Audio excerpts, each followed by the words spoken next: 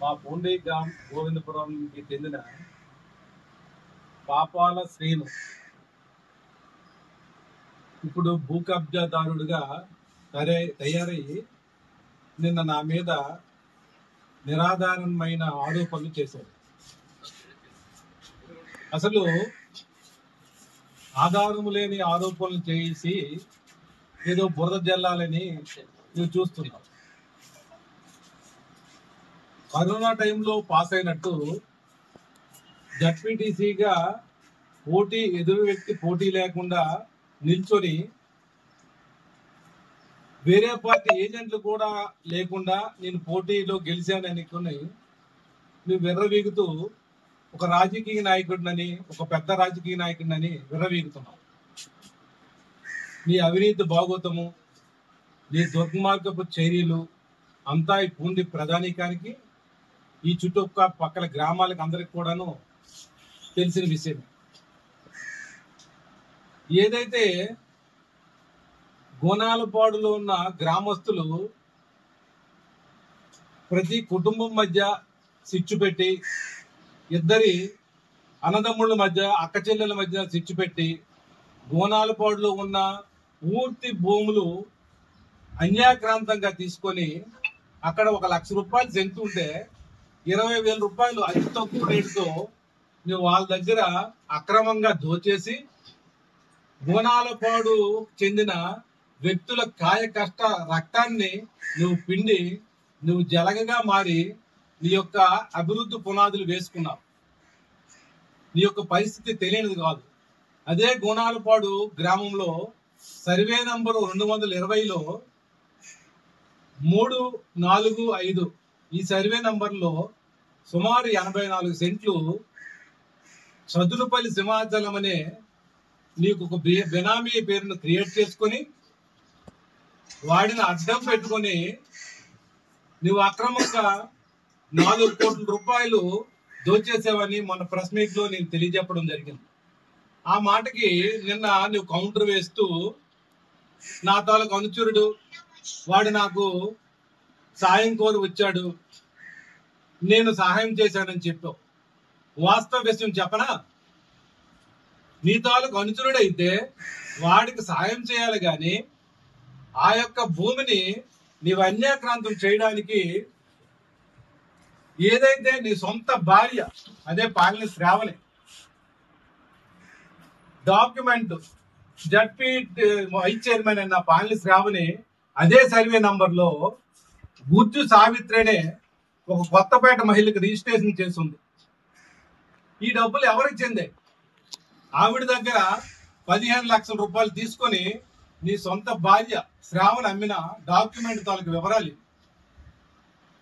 చదునుపల్లి సింహాచలం అనే వ్యక్తి నీకు అనుచరుడైనప్పుడు ఈ డబ్బులు తీసుకొని మీ ఆవిడ సంతకం పెట్టి చేయాల్సిన అవసరం ఏముంది? అలాగే చెప్పుకుంటూ పోతే మొత్తం ఆ యొక్క 84 సెంట్లలో ఎంతమందికి నువ్వు రిజిస్ట్రేషన్ చేసావంటే, అశోక్ శ్రీకాకుళానికి చెందిన వ్యక్తికి డాక్యుమెంట్ నెంబరు 15/26/2022లో నువ్వు రిజిస్ట్రేషన్ చేయించావు. ఆ రిజిస్ట్రేషన్ డాక్యుమెంట్ లో నీ సొంత తమ్ముడైన పాలన చిరంజీవి విట్నెస్ పెట్టేసి ఆ డబ్బులు తీసుకున్నాడు. ఆయన దగ్గర దాదాపు 80 లక్షల రూపాయలు కాజేసుకొని ఆయనకి డాక్యుమెంట్ చేశావు.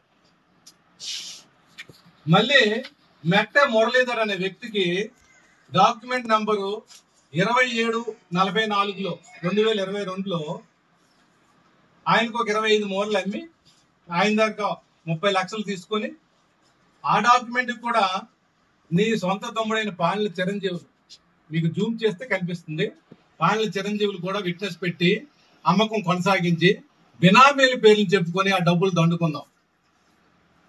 రెండోది, బొంగు దుగ్గమ్మ, బొంగు సోమేశ్వరరావు గారి భార్య, బావనపాడు గ్రామం, వారికి 14/39 డాక్యుమెంట్ నెంబరు 2022లో రిజిస్ట్రేషన్ చేసి ఆ డబ్బులు నీవు తీసుకున్నావు. దానికి విట్నెస్ మీ అన్నదమ్ముడు పాలన చిరంజీవి. ఇలాగూ చెప్పుకుంటూ పోతే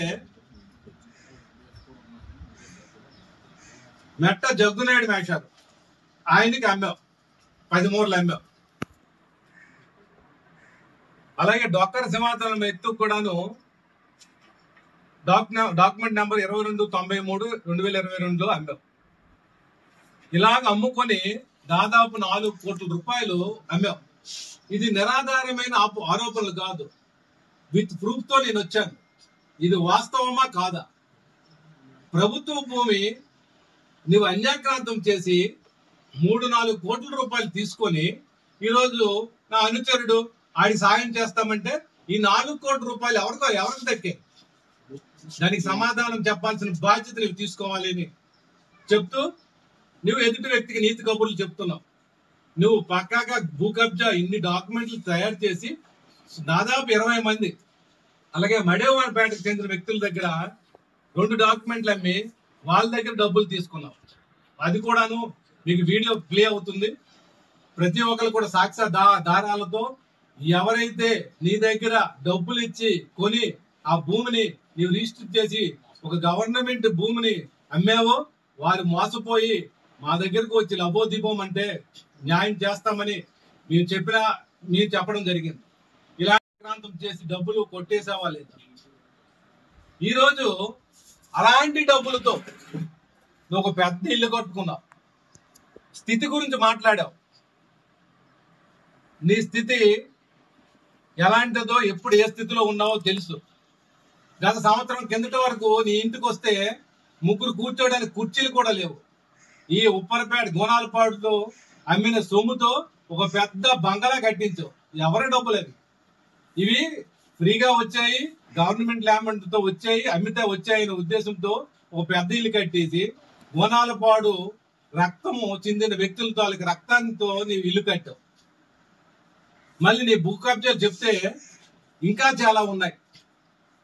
మా పూండి గోవిందపురం గ్రామానికి చెందిన ఒక వైశ్య కులానికి సంబంధించిన జామి దుర్గారావు, ఆయన కొడుకు కాళీప్రసాద్ అనే వ్యక్తులు పూండి బస్ స్టాండ్ లో బజార్లో చేపల మార్కెట్ పక్కన ఒక బిల్డింగ్, రోడ్డు పాయింట్ బిల్డింగ్ కోర్టులో వాళ్ళకి అనుకూలంగా తీర్పు వచ్చినా గత వైసీపీ ప్రభుత్వంలో నీ అధికారం ఉందని చెప్పి అధికార దర్పం ప్రయోగించి పట్టపగలు 2 ట్రాక్టర్లు పట్టుకొని వచ్చి నీ మంది మార్బలను అక్కడ తీసుకుని వెళ్ళి ఒక మైనారిటీ కులమని నీకు ఎవరు ఎదురు చెప్పే పరిస్థితి లేదని తెలిసి చెప్పి అలాంటి మైనారిటీ కులంపై దాడి చేసి ఇప్పటికి 2 బిల్డింగ్లు కట్టుకొని నువ్వు అద్దెలకి ఇచ్చుకొని నువ్వు అన్యాక్రాంతం చేశావు.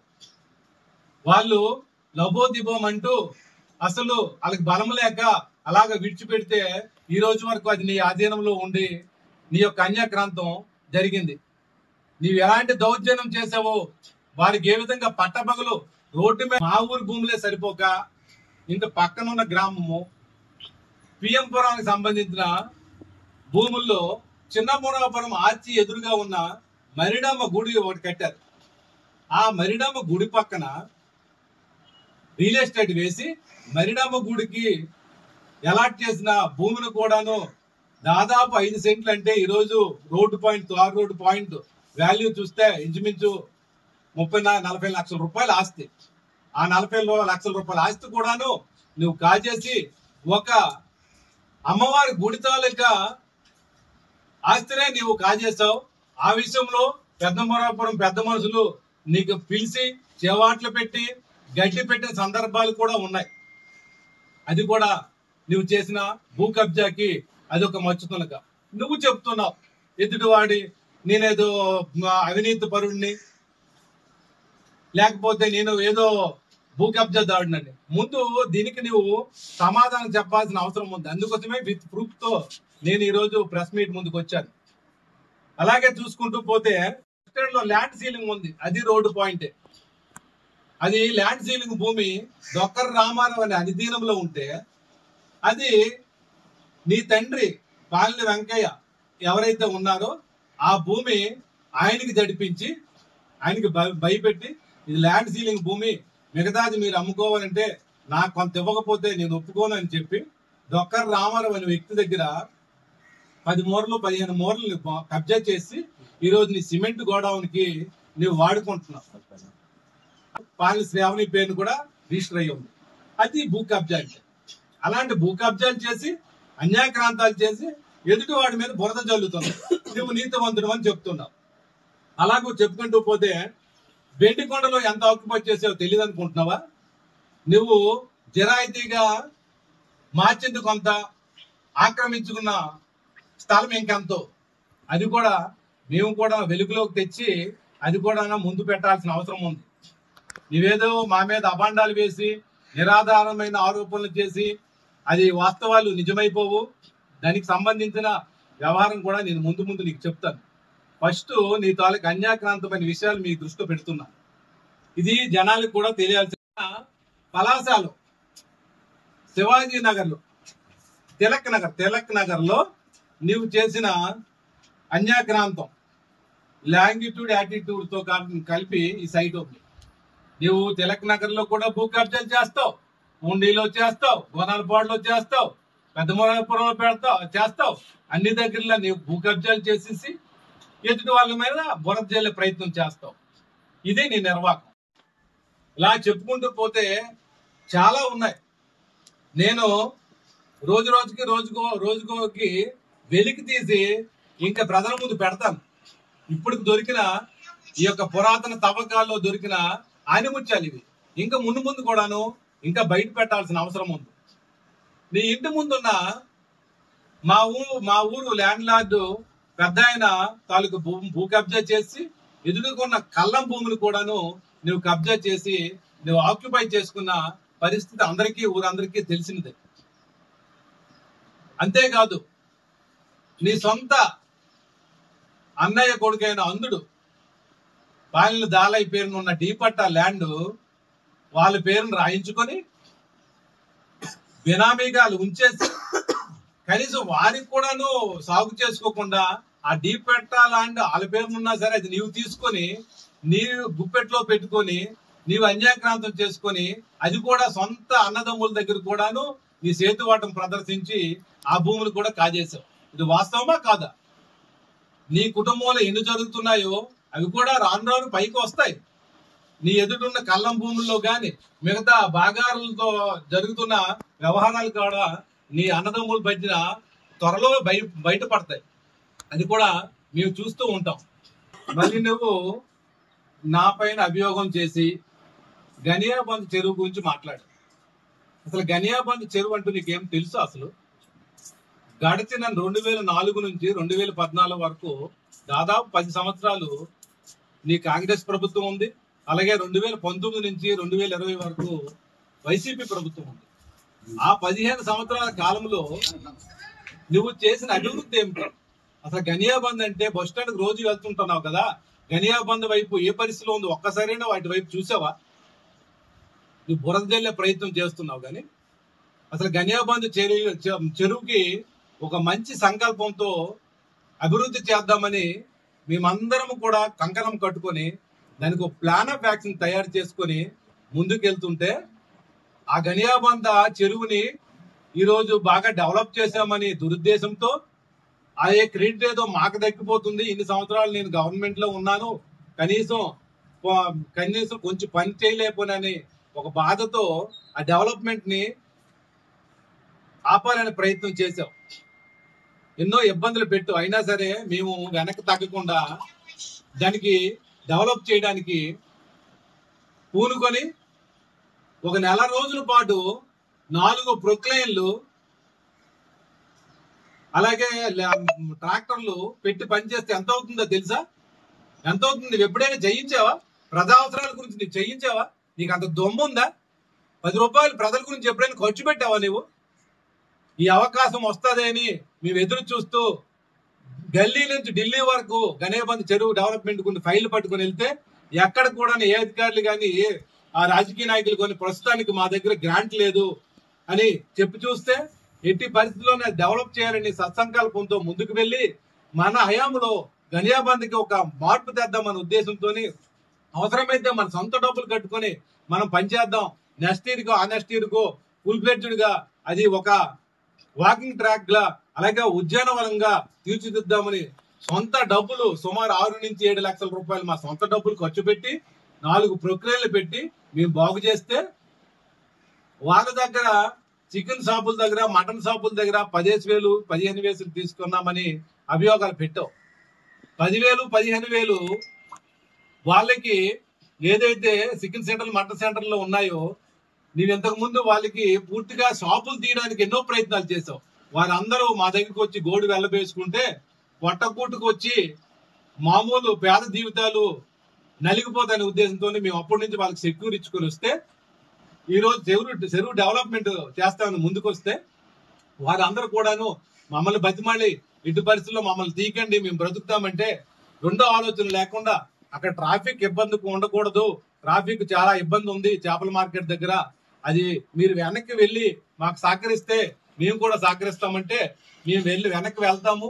ఆ వెనక్కి వెళ్ళడానికి గాను మాకు చెరువు గుంపులాగా ఉంది, వెనక మేము మట్టి వేసుకోవాలా అంటే ఆ జేసీబీ వాళ్ళతోనే మాట్లాడించి ఎవరైతే షాపులు ఉన్నాయో ఆ షాపులు వెనక మట్టి వేసుకోవడానికి వారి దగ్గర 10,000 15,000 రూపాయలు తీసుకొని అక్కడ జేసీబీ వాళ్ళే ఇచ్చారు తప్ప, మేము దానిలో ముట్టుకుంటే వాళ్ళే మీకు వచ్చి చెప్తారు. నీకు దమ్ము ధైర్యం ఉంటే అక్కడ చికెన్ సెంటర్ వాళ్ళతో కానీ, మటన్ సెంటర్ వారితో కానీ మేము 10 రూపాయలు తీసుకున్నట్టు నిరూపిస్తే మేము పూండిలో రాజకీయాల నుంచి తప్పుకుంటాం. నీలాగా పైసాలకి పడుచుకొని 10 రూపాయలకి కకృతి పడే వ్యక్తిత్వాలు కాదు ఇవి. అవసరమైతే ఈ నాయకత్వం అంతా 10 రూపాయలు ఖర్చు పెట్టి సమాజానికి మేలు చేసే నాయకత్వం ఇక్కడ. ఆ ఉద్దేశంతో వాళ్ళ దగ్గర షాపులు వెనక్కి వెళ్తే ట్రాఫిక్ క్లియర్ అవుతుంది, వెనక వాకింగ్ ట్రాక్ అవుతుంది, సో చెరువు సుందరవదనంగా తయారవుతుంది ఉద్దేశంతో మేము ఆ సత్సంకల్పానికి పూనుకున్నాం. నీవు ఆ దమ్ముంటే వాళ్ళ చేత రుజువు ఇప్పించు, ఎవరైనా డబ్బులు మాకు అన్యాక్రాంతంగా ఇచ్చారని. మా సొంత డబ్బులు మేము 6 లక్షల పైన మేము ఖర్చు పెట్టి చెరువును ఒకవైపు బాగు చేస్తే అయిపోతుందా? నెల రోజుల పాటు పనిచేస్తే 10 లక్షల రూపాయలు వర్క్ అవుతుంది. మిగతా డబ్బులు ఎవరిచ్చారు? నువ్వు జడ్పీ వైస్ చైర్మన్ కదా, కలెక్టర్ నుంచి పంచాయతీ సెక్రటరీ వరకు నువ్వు కనుక్కో. ఆ గనియాబంద్ చెరువుకి ఎవరైనా గ్రాంట్ రిలీజ్ చేస్తుంటే మేము దానికి కట్టుబడి ఉంటాం. ఎవరు కూడాను కలెక్టర్ దగ్గర నుంచి కానీ పంచాయతీ దగ్గర నుంచి రూపాయి తీసుకోలేదు, ఏ గ్రాంట్ రిలీజ్ అవ్వలేదు. ఆ రోజు మేము దాదాపు 9 లక్షల రూపాయల వరకు పెట్టి అది డెవలప్మెంట్ చేసాం. అది డెవలప్మెంట్ అయిపోవడం నీకు అక్కసు, నీకు జీర్ణించుకోలేని వ్యవహారం. ఇవేమి నీకు పట్టవు. దానికి ఏదో అమృత్ సరోవర్ పెట్టాము, అది ప్రభుత్వాలు చేసుకుంటే ఎన్ని రోజులు చేసుకుంటుందయ్యా? ఎన్ఆర్జీఎస్ లో వర్క్ చేస్తే కేవలం చెరుకు ఎన్ఆర్జీఎస్ వర్క్ తప్ప ఇంకో గ్రాంట్ ఉండదు. ఆ ఎన్ఆర్జీఎస్ చేయాలంటే మరొక 20 సంవత్సరాలు అవుతుంది. అంటే పూండి ప్రాంతం అలాగ భ్రష్టు పట్టిపోవాలి, ఎక్కడ డెవలప్మెంట్ అవ్వకూడదు. నువ్వు మాత్రం పూండిలో ఉన్న భూములు, ఎక్కడ ఖాళీ దొరికిన భూములని అన్యాక్రాంతం చేసి అంతా నాదే, సొంత బాగారులు భూములు మావే, బయటోడు భూములు మావే, ప్రభుత్వ భూములని అన్ని అన్యాక్రాంతం చేస్తావు. మైనారిటీ భూములు వదలవు. ఎవడో దీని గురించి వెళ్తే వాళ్ళకి పూర్తిగా భయపెట్టి నీ కబ్జాలో లాక్కుంటావు. 23 సెంట్లు నేను అన్యాక్రాంతం చేశానని చెప్పావు. నిజంగా నవ్వు వస్తుంది. అది యాక్చువల్ గా నీవు చెప్పిన వరకు కూడాను ఆ భూమి ఎక్కడ ఉందో నాకు తెలియదు.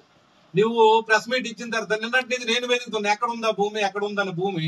నేను విఆర్ఓలకు ఫోన్ చేసి, ఆర్ఐలకు ఫోన్ చేసి ఆ భూమి ఎక్కడో ఉందంటున్నారు, ఎక్కడ ఉందని నేను వెరిఫై చేస్తే చివరాఖరికి లాస్ట్ కి ఏమంటే ఎవరో విఆర్ఓ చెప్పారు అక్కడ ఎక్కడో కనితూరుకి వెళ్లే కరువు చెరువు దగ్గర రోడ్డు దగ్గర ఉందటండి.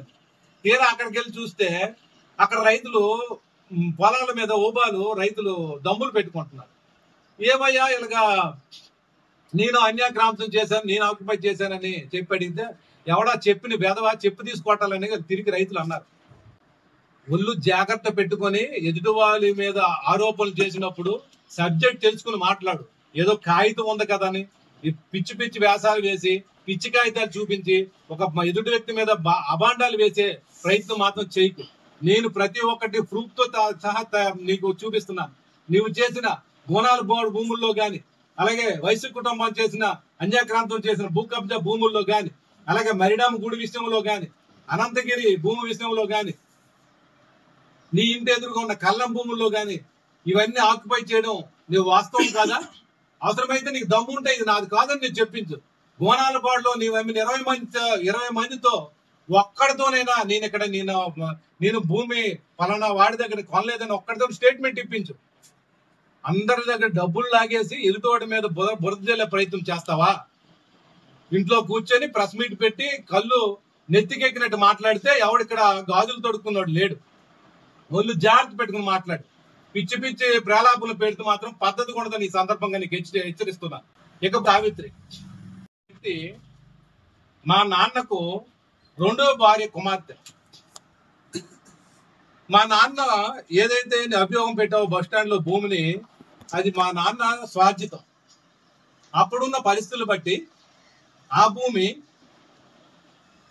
ఒక ఎక్స్ సర్వీస్ మ్యాన్ కి, అంటే ఆయన భర్తకు రాయడం జరిగింది. ల్యాండ్ ఉన్న పొజిషన్ బట్టి, ల్యాండ్ సీలింగ్ భూమి కాబట్టి.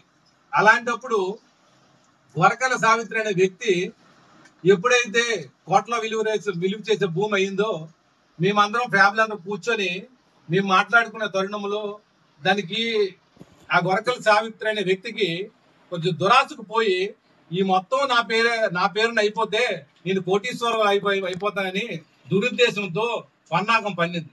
దీన్ని అదనుగా చేసుకొని, నువ్వెందుకమ్మా నా దగ్గర ఆశ్రయం పొందు, మనకున్నైతే ఏదైతే భూమి ఉందో నువ్వు నేను సగం వాటాలు వేసుకుందాం, మీ అన్నదమ్ములకి ఇస్తే 10 మూరలు 20 మూరలు ఇస్తారు, అలా కాదు మొత్తం కలిపి మన ఇద్దరం వాటాలు వేసుకుందాం అనుకుని దానికి పిలిపించి నువ్వు కుట్ర పన్ని ఆవిడికి ఇచ్చేసి, నీ వైసీపీ అధికారంలో ఉందని చెప్పి నువ్వు పన్నాగం పన్ని తన దగ్గర 2020 డిసెంబర్ 29, అంటే నీ గవర్నమెంట్ ఉండే టైం, నీ వైసీపీ హయాంలో జరిగిన వ్యవహారం. అప్పుడు నీకు అడ్వాన్స్ కింద, నేను అది క్లియర్ చేసి ఇవ్వాలంటే అడ్వాన్స్ కింద 20 మూరల భూమిని తన దగ్గర నీవు రాయించుకున్న పరిస్థితి కళ్ళకి కట్టినట్టు చూపిస్తాను. ఇదిగో దాని మీద మేము కోర్టుకి వెళ్ళి స్టేటస్ కో తెస్తే, నువ్వు ఎస్ఆర్ఓ సబ్ రిజిస్టర్ ఆఫీస్ లో కొంచెం జూమ్ చేయండి, వాడు ఆ పనికిమాల వాడు కనిపిస్తాడు, పలికిమాల వెధవ. మా భూములకి వీడికి సంబంధం ఏంటండి? మా భూములకి వీడికి సంబంధం ఏంటి? వీడికి వారసత్వం హక్కులు ఎలా పడతాయి? వీడికి వారసుడు ఏంటి? వీడికి సంబంధం ఏంటి? పాలన శ్రీనాథ్ అనే వ్యక్తి మా భూములకి వీడికి సంబంధం ఏంటి అసలు? నువ్వు ఆ రోజు సబ్ రిజిస్టర్ ఆఫీస్ లో 20 మూరలు నువ్వు రిజిస్ట్రేషన్ చేసుకుంటే, నీ గవర్నమెంట్ లో మేము స్టే ఉందని చెప్తే, అప్పుడు ఉన్న ఈ పశువుల మంత్రి రిజిస్ట్రేషన్ మేము అడ్డుకట్ట వేయడానికి వెళ్తే, 2 పోలీసులకు పంపించి రిజిస్ట్రేషన్ చేయడానికి మాకు అడ్డుకట్ట పెట్టి రిజిస్ట్రేషన్ చేయడానికి ప్రయత్నించారు. మాకు అప్పుడున్న పరిస్థితుల్లో గవర్నమెంట్ లేదు, ఇంకో అవకాశం లేదు. ఏం చేద్దామని ఆలోచించి వెంటనే మాకు ఆలోచన తట్టి ఎలక్ట్రానిక్ మీడియాకి మీరు పిలిపించి 20 మంది వచ్చారు. ఎలక్ట్రానిక్ మీడియా దగ్గర మేము గోడి వెళ్ళబోసుకున్నాం. చూడండి, ఇది కోర్టు స్టేలో ఉంటే 20 మూరలు ఇలా గొరకల సావిత్రి అనే వ్యక్తి దగ్గర పలానా పాలన శ్రీనివాసరావు అన్యాక్రాంతంగా రాసుకుంటాడంటే, ఎలక్ట్రానిక్ మీడియా అందరూ కూడాను సబ్ రిజిస్టర్ దగ్గర మైకులు పట్టుకుని వెళ్ళి, మీరు ఎలాగండి ఇది మీరు రిజిస్ట్రేషన్ చేస్తారంటే, అక్కడ ఉన్న ఎస్ఐ ఎస్ఆర్ఓ ఇద్దరు కూడా భయపడి, ఇదేదో హల్చల్ అయినట్టు ఉంది, మనకెందుకు, మన ఉద్యోగాలు పోతాయి అనుకుని ఆ రోజు ఈ 20 మూరలు రిజిస్ట్రేషన్ అవ్వకుండా మేము అడ్డుకున్నాం. లేకపోతే ఆ రోజు 20 మూరలు నువ్వు రాయించుకునే పరిస్థితి. చూడండి, ఇదిగో వరకల సావిత్రి పాలెన శ్రీనివాసరావు, సర్వే నంబరు 62లో 2, 64లో 2, తప్పుడు సర్వే నంబర్ పెట్టేసి వాడి ఫోటో కూడా ఉంది. దగ్గరగా జూమ్ చేసి చూడండి, వాడి ఫోటో కూడా ఉంది. ఇంత అన్యాక్రాంతంగా నువ్వేదో మాకు వారసులాగా మా భూములకు నువ్వెవడయ్యా? నీకేటి సంబంధం? నీకేటి సంబంధం? ప్రతి ఒక్కడి భూముల్లో అన్యాక్రాంతం చేసుకొని ఇలాగే అన్నదమ్ముల మధ్య, అక్క చెల్లెల మధ్య సమస్యలు సృష్టించి నీ పబ్బం కడుక్కోవడానికి నీవు భూములు లాగే పరిస్థితి నువ్వు తెచ్చుకుంటున్నావు అంటే నువ్వెంత పాపాత్ముడో నీవు అర్థమవుతుంది. నీకు కుటుంబ వ్యవస్థ గురించి నీకేం తెలుసు? మహిళల గురించి నీకేం తెలుసు? నీకు ఎథిక్స్ ఉన్నాయా? నీకు విలువలు ఉన్నాయా? నీకు నైతిక విలువలు ఉన్నాయా? ఒకసారి ఆలోచన చేసుకో. నీ బతుకేంటి, నీ పరిస్థితి ఏంటి ఒకసారి ఆలోచన చేసి నువ్వు చేస్తున్న చేష్టలేదు. అలాగే మాకు స్నేహితులు అవుతున్న బస్ స్టాండ్ లో ఆయన బోనాలపాడు దగ్గర బంకు పక్కన ఒక ఆస్తికి అగ్రిమెంట్ కట్టాడు. అన్నపు అప్పారావు దగ్గర అగ్రిమెంట్ కట్టాడు. కానీ పరిస్థితుల వల్ల వాళ్ళ అబ్బాయి అనుకోని పరిస్థితుల్లో మరణించాడు. మా స్నేహితుడి తాలూకా అబ్బాయి ఈ మరణించాడని తెలిసి ఇదే అవకాశం అని గ్రహించి అగ్రిమెంట్ కట్టున్నా సరే, వాళ్ళ ఇంట్లో విషాదమైనా సరే, నువ్వు ఆ అన్యపు అప్పారం అనే వ్యక్తి దగ్గర వెళ్ళి చనిపోయి ఉన్నాడు, వాడితో నీకేం పని చెప్పేసి అక్రమంగా నీవు రీ అగ్రిమెంట్ చేసుకొని మా స్నేహితుడు భూమి ఒకటి నీవు అగ్రిమెంట్ చేయడానికి క్యాన్సిల్ చేసిన శవాల మీద పేలాలు ఏరుకున్న పరమ దరిద్రుడు నువ్వు మాట్లాడుతున్నావా ఎదుటివాడి నీతి గురించి, అవినీతి గురించి? ఎవడు అవినీతి పరుడు? నువ్వా నేనా అవినీతి పరుడు? ఇవన్నిటికీ సమాధానం నీ దమ్ము ధైర్యం ఉంటే చెప్పు, అవునా కాదా? ఒక్కడి చేత నీది కాదని నిరూపిస్తే నేను రాజకీయాల నుంచి తప్పుకుంటా. ఇంకొకటి, స్థితి ఏంటని అడిగావు. నేను ఒక ఎడ్యుకేట్ ని బీకామ్ చదువుకున్నాను. నీ చదువు అయితే అందరికీ తెలుసు, 10th ఫెయిల్ అయిన క్యాండిడేట్ దరిద్ర వెదవని నీ తాలూకా స్కూల్ రికార్డ్స్ కూడా చెప్తున్నాయి. నేను ఒక బీకామ్ గ్రాడ్యుయేట్ ని, నేను పోస్టల్ డిపార్ట్మెంట్ లో పనిచేశాను. కింది స్థాయి ఉద్యోగినే, సైకిల్ రన్నర్నే, అయినా సరే విలువలకు కట్టుబడి నీతి నిజాయితీతో బతికాను. నీలాగా ఇలాంటి పేలాలు ఏరుకొని ఇలాంటి కబ్జాలు చేసుకొని ఎక్కడ కూడాను చేసిన దాఖలాలు లేవు. నీ బతుకేంటి? నీవు ఆ రోజుల్లో 20 సంవత్సరాలు 10 సంవత్సరాల క్రితము నాకు అప్పుడులో మీ అన్నదమ్ములు వాటాలు అన్ని వేసుకుంటే ఎకరా భూమి నీకు రాదు. ఆ రోజే నాకు తండ్రి 5 ఎకరాల భూమి ఇచ్చాడు. అదే భూమి దున్నడానికి 200 రూపాయలకి నువ్వు లేబర్ కూలీకి వచ్చావు. అలాగే ఆ రోజుల్లో ఇల్లు కొట్టుకునేటప్పుడు నా ఇంటికి నువ్వు ట్రాక్టర్ పట్టుకుని వచ్చి రాయి ఇచ్చావు. అప్పుడు నేను 100-200 నీకు ముష్టిలాగా వేశాను. నీది అది స్థితి.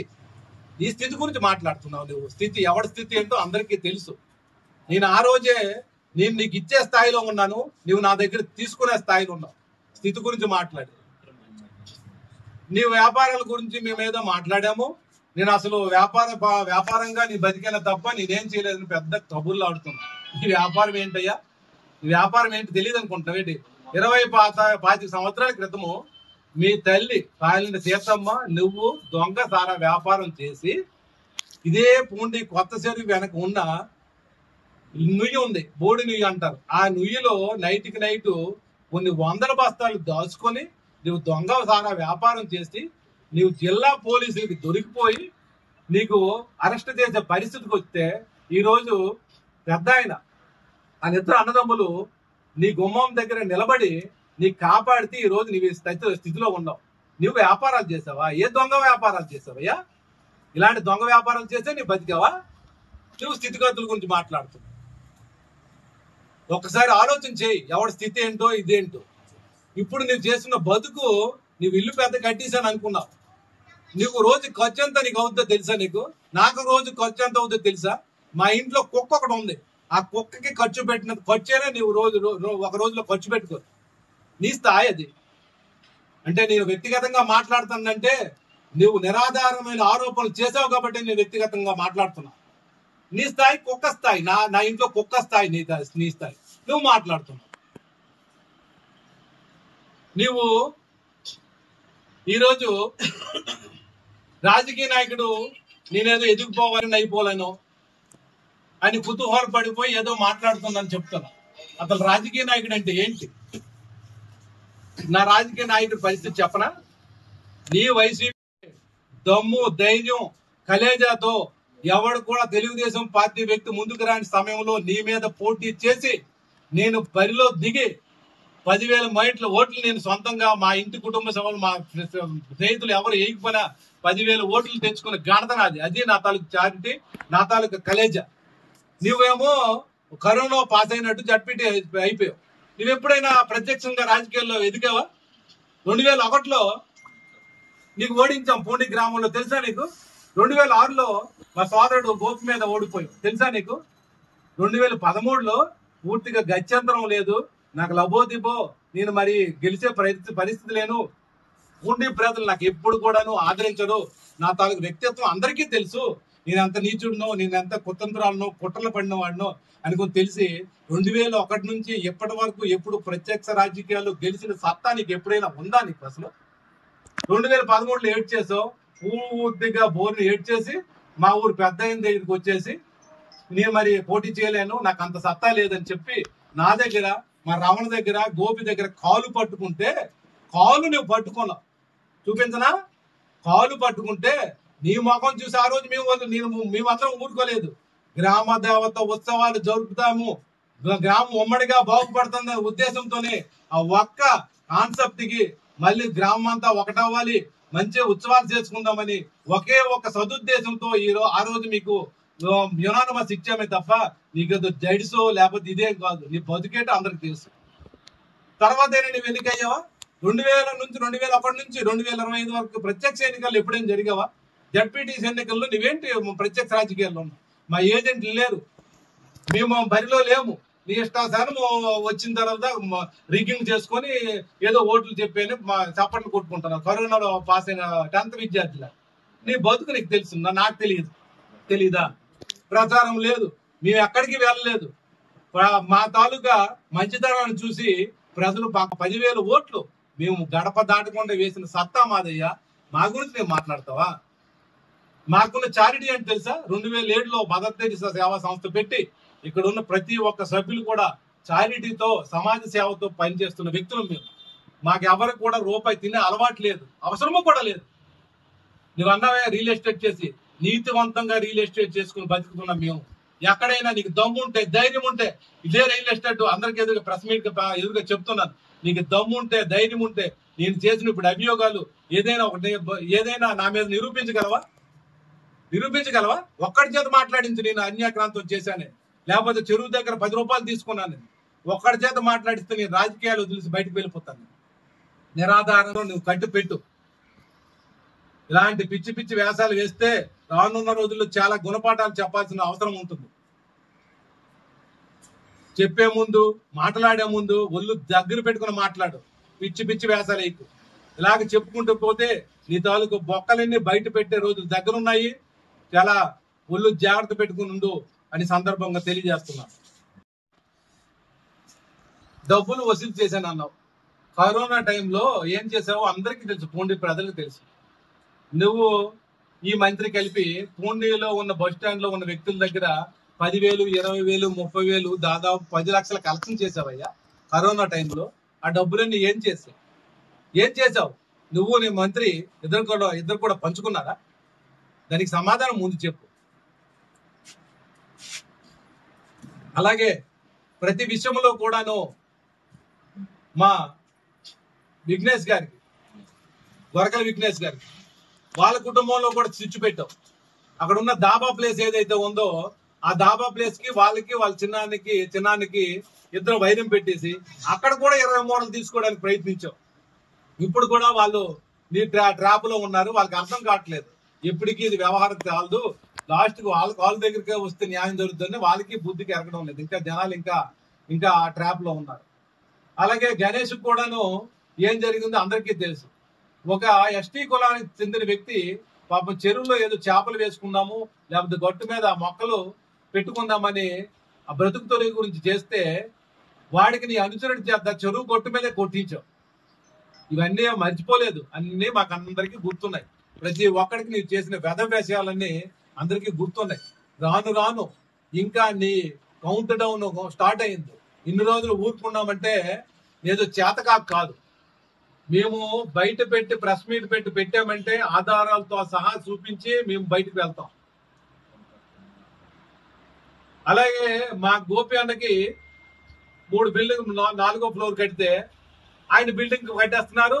అదేమో మనకి దుగ్ధతో ఏం చేసావంటే అక్రమ కట్టం కట్టేస్తున్నాడు అనుకుని ఆయన మీద నోటీస్ ఇప్పించి పంచాయతీ వాళ్ళతో ఇబ్బంది పెట్టి నా తంటాలు పెట్టావు. ఎవడు కూడా ఇక్కడ భయపడి నీకు ఏదో చేసిన పరిస్థితులు అందరూ దెబ్బలు తట్టుకొని ఈ రోజు ముందుకున్నారు. నీకు అందరం కలుసుకొని సునామీలుగా అటాక్ చేస్తే నువ్వు వెంట్రుకు వాస్తు సమానం.